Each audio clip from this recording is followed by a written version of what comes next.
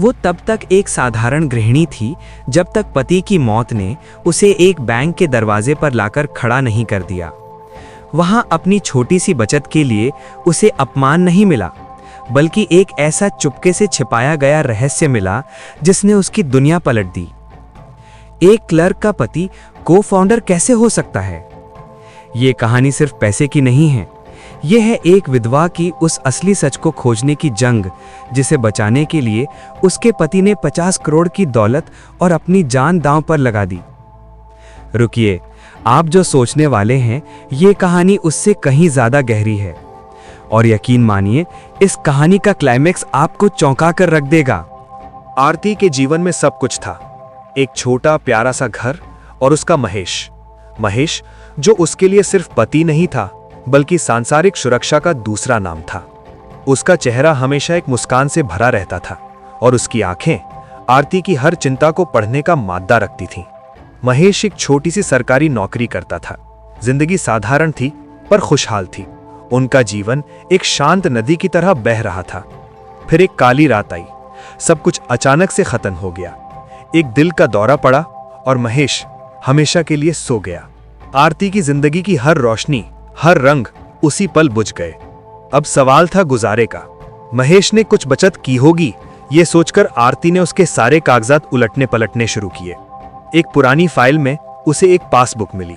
उसमें छोटी मोटी रकम थी जिसे शायद अगले कुछ महीने निकल सकते थे। अगले दिन आरती अपने आंसुओं को पीकर, साड़ी का पल्लू कसकर उस बड़े चमकदार सिटी बैंक पहुंची। बैंक की इमारत इतनी ऊंची थी कि उसे देखकर आरती का दिल थोड़ा डर से भर गया। अंदर का माहौल, एयर कंडीशनिंग की ठंडी हवा और कर्मचारियों की व्यस्तता, सब कुछ उसे एक अजनबी दुनिया जैसा लगा। वो सीधे पूछताछ काउंटर पर गई। क्लर्क ने कंप्यूटर में कुछ देखा और फिर अपनी चश्मा थोड़ा ऊपर करके आरती को घूरते हुए कहा, मैडम, ये तो सिर्फ 50,000 रुपए हैं और नॉमिनी आप हैं। फॉर्म भर दीजिए, कल तक मिल जाएंगे। लेकिन एक बात बताइए, आपके पति ने इतने बड़े बैंक में इतनी कम बचत क्यों की थी? आरती को लगा जैसे किसी ने उसके घाव पर नमक छिड़क दिया हो। उसकी आंखों में आंसू आ गए। क्लर्क ने फिर से आरती को देखा। इस बार उसके चेहरे पर थोड़ा तिरस्कार था। उसने आरती से कहा कि वो बाहर बैठे, अभी मैनेजर साहब मीटिंग में हैं और जब वो फ्री होंगे तो उसे बुला लिया जाएगा। आरती को लगा जैसे उसके स्वाभिमान को कुचला जा रहा है।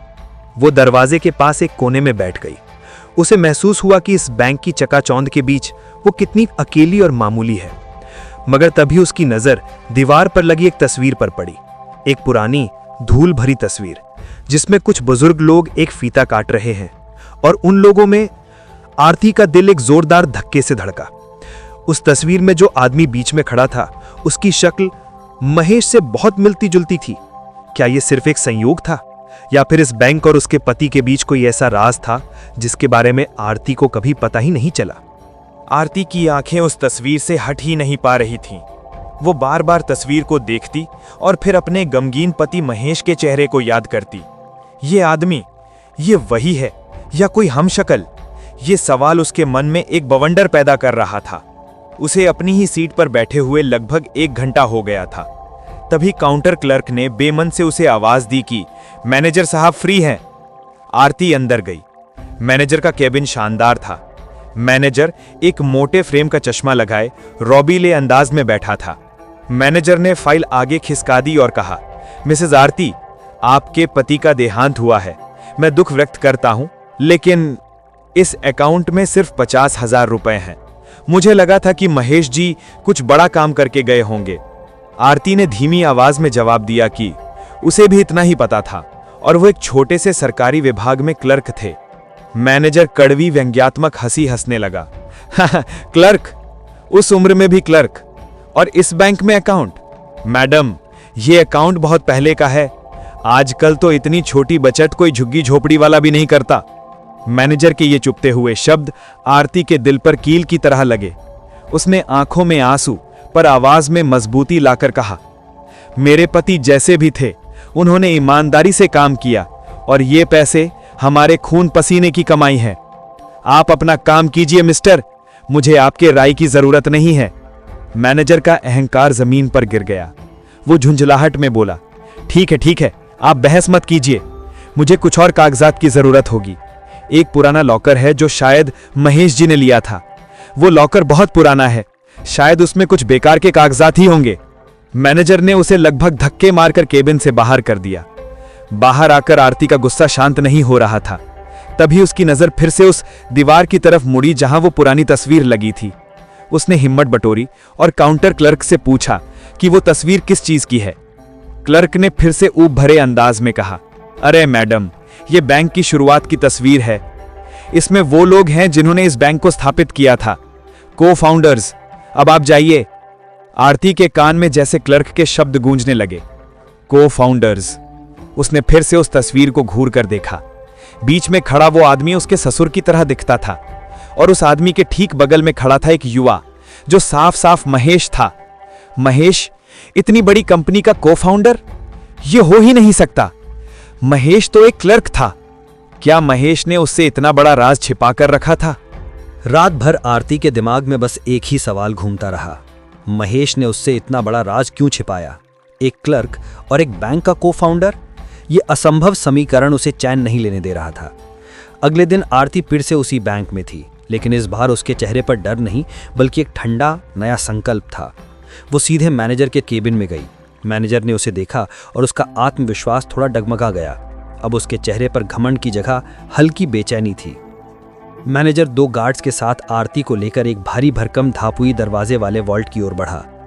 लॉकर रूम के अंदर अंधेरा था। ठंडी बासी हवा और लॉकरों की लंबी कतार ये जगह किसी गुप्त तहखाने जैसी लग रही थी। गार्ड ने एक पुराना जंग लगा लॉकर खोला। धातु जोर से चरमराहट की आवाज के साथ खुली। अंदर सिर्फ एक चीज थी, एक पीला पड़ा धूल भरा मोटा लिफाफा। मैनेजर ने उसे निकाला, तिरस्कार से देखा और आरती की ओर लगभग फेंकते हुए कहा, देखा, मैंने कहा था ना, बेकार के कागजात। अब ये फॉर्मेलिटी खत्म हुई। आरती के कांपते हाथों ने उस लिफाफे को उठाया। उसकी सांसें तेज हो गईं। उसने धीरे से लिफाफा खोला। अंदर एक दस्तावेज था, कंपनी शेयर होल्डर सर्टिफिकेट, और उस पर साफ साफ लिखा था नाम महेश कुमार शर्मा और शेयरों की संख्या 1 लाख। मैनेजर तुरंत झपटा और कागज छीनने की कोशिश की। उसका चेहरा पीला पड़ चुका था। आरती ने पूछा, ये कितने रुपए के हैं? मैनेजर हकलाया। उसकी आवाज डर से कांप रही थी। आज की मार्केट वैल्यू के हिसाब से 50 करोड़ रुपए। आरती ने आंखें बंद कर ली। 50 करोड़, और महेश ने एक छोटे से क्लर्क की जिंदगी जी। उसने आंखें खोली और मैनेजर को देखा। वो इतना सब कुछ छिपाकर क्यों रहे? मैनेजर ने बेचैनी में माथे का पसीना पोंछा। फिर उसने उसी लिफाफे से एक छोटी सी हाथ से लिखी पर्ची निकाली। आरती ने देखा, ये महेश की जानी पहचानी लिखावट थी। पर्ची पर एक नाम लिखा था, विक्रांत, और नीचे चेतावनी थी, सावधान रहना। आरती को एहसास हुआ कि वो सिर्फ दौलत नहीं खोज रही थी, वो एक बवंडर के बीच में थी जिसका नाम था विक्रांत। आरती ने मैनेजर की ओर देखा। पर्ची पर लिखे विक्रांत नाम का मतलब क्या था? वह पूछ पाती, इससे पहले ही मैनेजर ने कागज छीन लिया और घबराकर बोला, मुझे कुछ नहीं पता, ये उनका कोई पर्सनल मामला होगा, इसमें मत पढ़िए। तभी लॉकर रूम का भारी दरवाजा चरमरा कर खुला। एक लंबा महंगा सूट पहने आदमी अंदर आया। उसकी चाल में अहंकार और अधिकार था। उसने मैनेजर को घूरते हुए पूछा, इतनी देर क्यों, और ये औरत कौन है?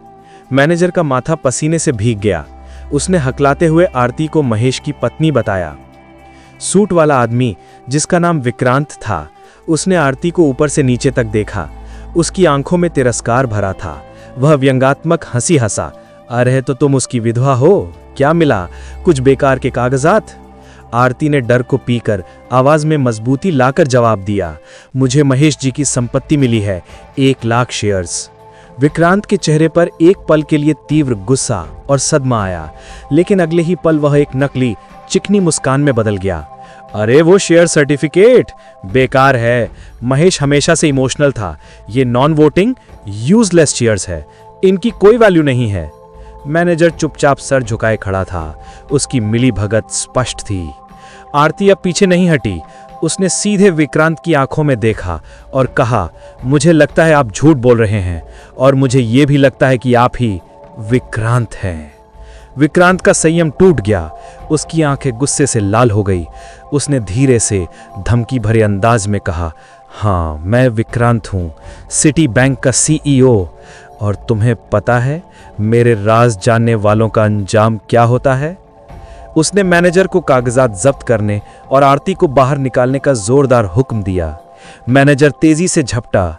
आरती ने पूरी ताकत से लिफाफे को पकड़ा। मैं नहीं दूंगी। लेकिन कागजात जबरदस्ती छीन लिए गए। विक्रांत ने कागजात हवा में लहराए और विजयी लहजे में कहा, गेम ओवर मिसेस आरती। झटके में महेश की हाथ से लिखी पर्ची जमीन पर गिर गई। जैसे ही गार्ड उसे बाहर खींचने लगे, आरती का पैर सूक्ष्मता से उस पर्ची पर पड़ा। उसकी निगाहें एक पल के लिए नीचे गई और वहां लिखा था एक कोड 42B। ये धोखा अभी खत्म नहीं हुआ था। गार्ड्स ने आरती को बैंक से बाहर धकेल दिया। वो अपमानित थी। कागजात छीन लिए गए थे, लेकिन उसके पैरों के नीचे थी महेश की अंतिम चेतावनी, कोड 42B। बैंक के बाहर खड़ी आरती ने उस छोटे से कोड पर ध्यान केंद्रित किया। 42B, ये शायद किसी जगह का पता था। घर आकर उसने महेश की पुरानी चीजों में तलाशी ली। पुरानी चाबियों के गुच्छे में उसे एक अद्वितीय दिखने वाली खास चाबी मिली। उसी रात आरती उस पते पर पहुंची, एक पुरानी टूटी फूटी शहर के कोने में स्थित इमारत। सावधानी से उसने महेश की चाबी से ताला खोला। अंदर अंधेरा था। आरती की मोबाइल लाइट एक छिपी हुई भारी स्टील वॉल्ट पर पड़ी। ये था महेश का असली लॉकर। वॉल्ट खुली और अंदर थे ढेर सारे कानूनी दस्तावेज और एक वीडियो ड्राइव। आरती ने तुरंत रिकॉर्डिंग चलाई। स्क्रीन पर महेश का शांत चेहरा दिखा। महेश ने कहा, आरती, मैं जानता था कि तुम यहां आओगी। महेश ने खुलासा किया कि वो सिर्फ क्लर्क नहीं था, बल्कि बैंक के भ्रष्टाचार को उजागर करने वाला मुखबिर था। शेयर सर्टिफिकेट, लॉकर और 50 करोड़ सब एक जाल था। विक्रांत ने बैंक के साथ जो धोखा किया था, उसके सारे सबूत महेश ने यहां छिपाए थे। इन सबूतों को पुलिस तक पहुंचाओ, तुम सुरक्षित रहना। ये कहकर महेश का वीडियो खत्म हो गया। आरती ने अगले ही दिन सबूतों के साथ पुलिस से संपर्क किया। कुछ ही घंटों में पुलिस की गाड़ियां सिटी बैंक के बाहर थीं। आरती की आंखों के सामने विक्रांत, वही अभिमानी CEO, को पुलिस ने हथकड़ी लगाई और बाहर ले गई। महेश की सच्चाई जीत गई। एक साधारण गृहिणी ने 50 करोड़ की दौलत और अपने पति के अंतिम लक्ष्य को हासिल किया।